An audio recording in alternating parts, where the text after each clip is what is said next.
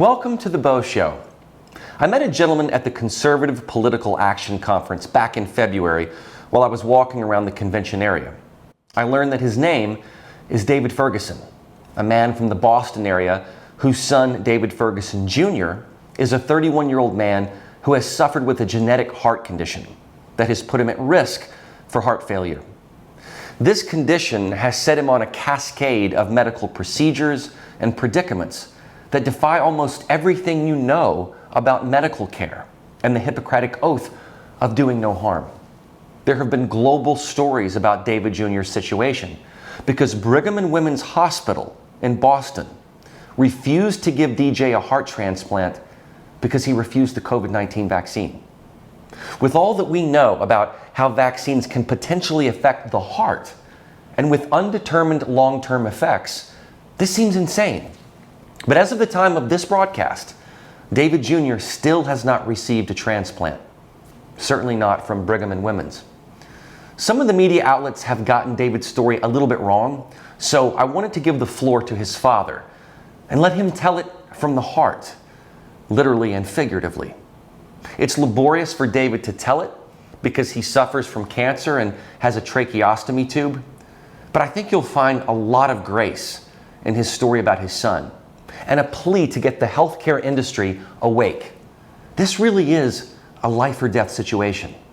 And I encourage all of you on the various social media platforms, especially places like Getter, Gab, and Truth Social, to get this story out there.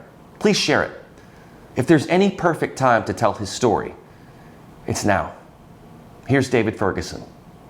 Hello there, we're at CPAC 2022 on the final day, and I happened to meet a man yesterday whose story is worth telling. Many of you will know his story because it's been reported about on many major outlets. His name is David Ferguson, and his son unfortunately had a heart condition and needed a heart transplant, and there were some difficulties with that. But this all comes down in many ways to medical freedom and medical tyranny, the Hippocratic oath. And I'm going to let David tell his story about his son.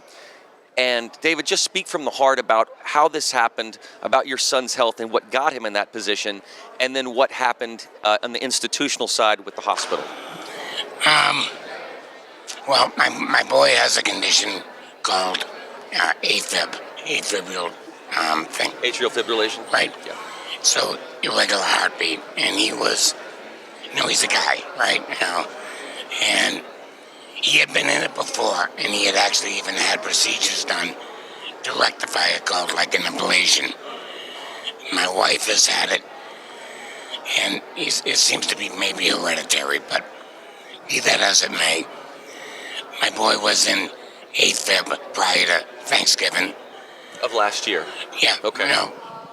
And let's say it got out of hand, and he was white-knuckling it and not telling somebody that he wasn't feeling good. Lo and behold, things really went south. And he went into even congestive heart failure. And Saturday after Thanksgiving, went in the hospital and kind of never left the hospital, essentially until Which a hospital week was he ago. at this particular point? He went to an urgent care on Saturday morning. From there, they shipped him right away by ambulance to the local Milford Hospital, where they couldn't quite get him under control. And he developed a blood clot in his leg. And Milford Hospital didn't have a cardiovascular team available. So they shipped him to Worcester, which is a level 1 trauma hospital. And they took care of that. They cut open his leg and took care of most of the blood clot that was traveling up toward his organs. Little pieces got through. I guess they got filtered out by his kidney or his liver. Caused some pain and all that, but long story short was he got that under control, and they actually stabilized him at that point and shipped him home. That was early December. From there, my wife, who's a former nurse, went over the next morning to check on him, and she didn't like what she saw. And she called an ambulance and back to Milford. Then he was in Milford again. So he was home for about 12 hours since Thanksgiving.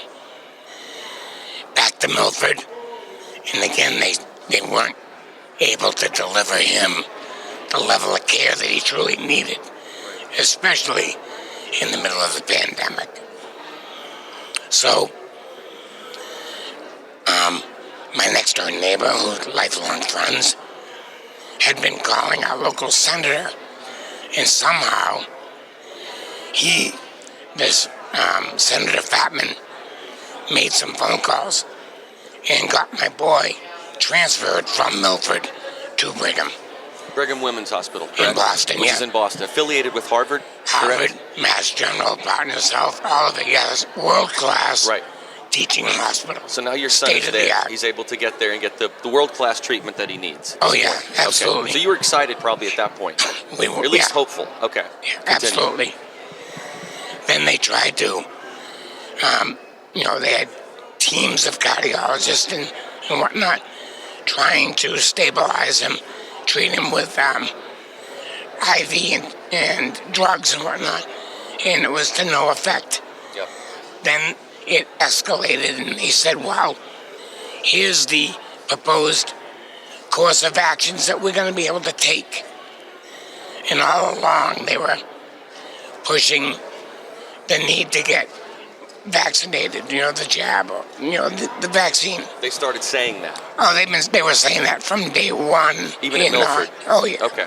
All along. But your son does not want to be vaccinated. No, he had seen far too much information, whether it was misinformation.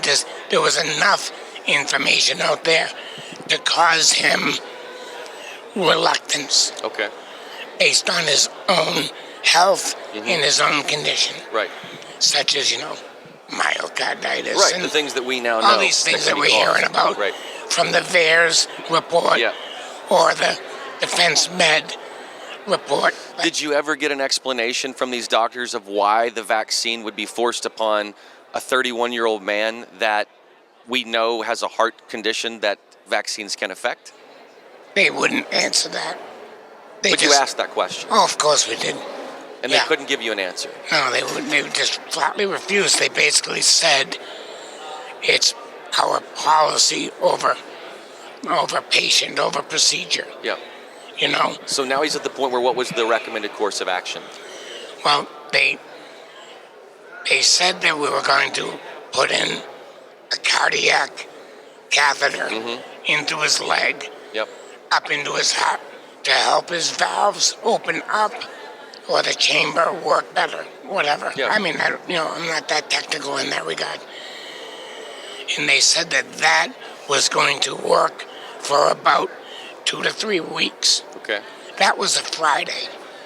Saturday, I was actually out in front of the hospital with some friends that were advocating for medical freedom and freedom of choice, etc. Yep. And we seem to have got a little bit of attention outside the hospital.